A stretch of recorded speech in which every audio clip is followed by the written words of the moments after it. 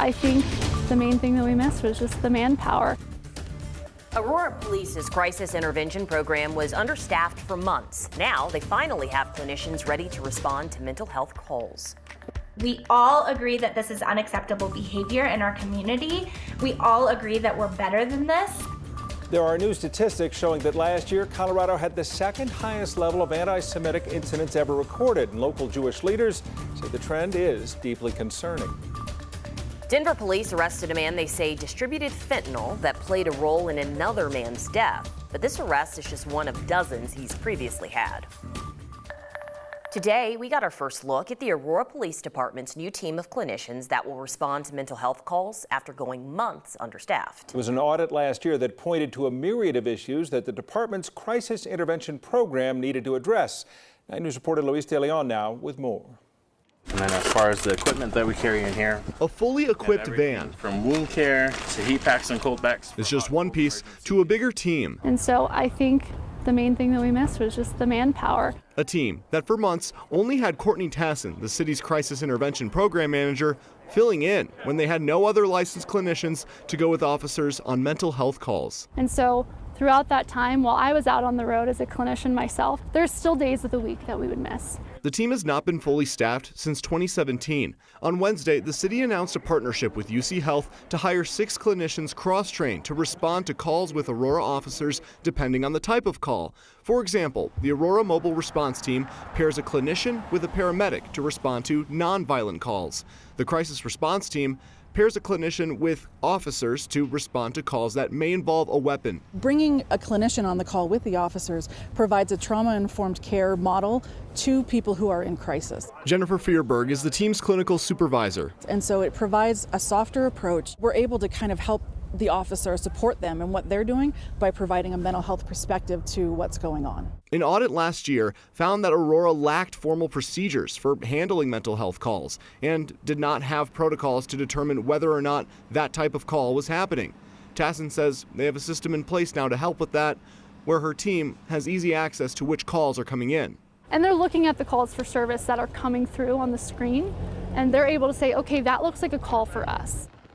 Now, one of the more notable issues noted on that audit last year was actually tracking the amount of mental health calls that came into Aurora every week, because the city does not keep track of that. Tom Tassin, that you heard from there just now, says that they did hire a data analyst, but they just started on Monday. So they'll be getting to work on getting that data tracked. However, we still have to wait a while to possibly see that data. They're hoping to have some sort of dashboard that will be up and running in the next year. Well, we are seeing this in other cities, other municipalities, including Denver, and so far they seem successful. Right, and so for Aurora's case, all of those clinicians you saw there, they were trained by the end of this last month. They're already actively going out on these calls. We'll have to see how this works down the line, though. All right, Luis, thank you. An unfounded safety threat caused Loveland High School to cancel classes today. The school says a safe-to-tell tip was filed suggesting a safety threat at the Loveland High campus could be happening. Loveland police investigated and found that it wasn't credible and that all staff, students, and visitors were safe.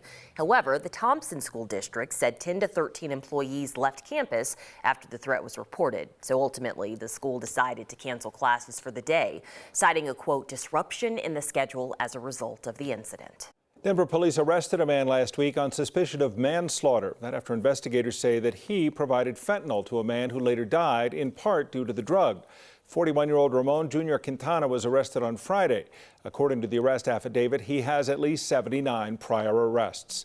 It was on May 8th of last year that DPD responded to a call of an unresponsive man in a bathroom. That victim died at the scene, and detectives identified Quintana as the person who provided the victim with fentanyl.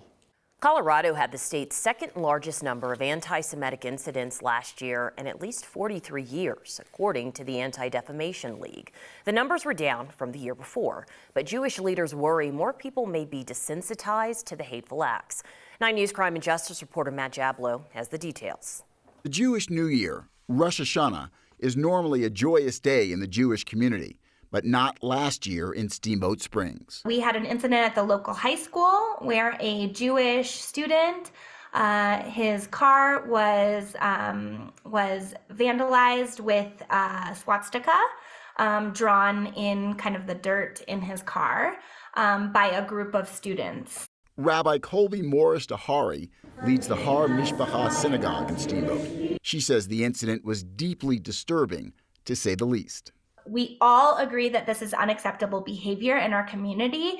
We all agree that we're better than this. According to the Anti-Defamation League, the incident in Steamboat was one of 71 anti-Semitic incidents in Colorado last year, down from 92 the year before, but still the second highest number of incidents in Colorado since the ADL started keeping track in 1979. Anti-Semitism, which has been something that's been around for thousands of years, is still rearing its ugly head at this time. Scott Levin is director of the ADL's Mountain States region.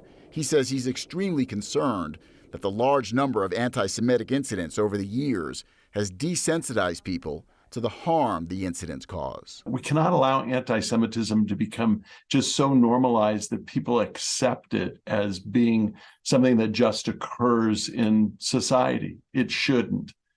According to the ADL, the number of anti-Semitic incidents nationwide increased by 36% last year compared to the year before, to a total of nearly 3,700. Alex? Yeah, the idea of being desensitized is such an interesting thought, because I feel like we have those own conversations in our newsroom. You know, we feel the obligation to report hate crimes, blackface, whatever have you, but are we doing more harm by bringing attention to it and helping normalize it whenever we report on it? It's an interesting thought and a big problem. Yeah, it sure is. Matt, thank you. Such a disturbing story coming out of Englewood at this time yesterday. Now the 81-year-old man accused of killing and dismembering his wife and daughter made his first court appearance today. We want to warn you again, the details of this case can be hard to hear. Reginald McLaren will be formally charged with first-degree murder on Monday. The arrest affidavit from Englewood police says McLaren had recently lost his job and feared being homeless. So he planned the murders of his wife and daughter, striking them both with an axe multiple times. Police say McLaren confessed to the crime and has so far been cooperative. The number of people flying last year still didn't reach pre-pandemic levels, but the number of complaints about air travel did. In fact, it quadrupled, according to the advocacy group COPRIG. The U.S. Department of Transportation released most of their 2022 statistics earlier this month. Most, not all. And that's because there were so many complaints in December alone that the DOT couldn't tally them all in time for the report's deadline.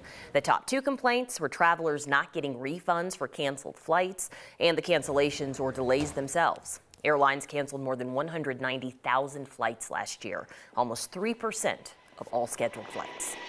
Human remains that were found last fall on the shoreline of Lake Mead have now been identified as a Las Vegas man who drowned there nearly 50 years ago, back in 1974. Of course, the lake's water levels have been steadily dropping for years due to the intense drought and the high demand from western states, relying on that largest reservoir in the United States.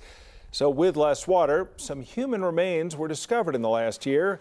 These remains were identified as then 39-year-old Donald Smith. He was reported missing in the waters of the Colorado River nearly 50 years ago. His remains were discovered in October of last year.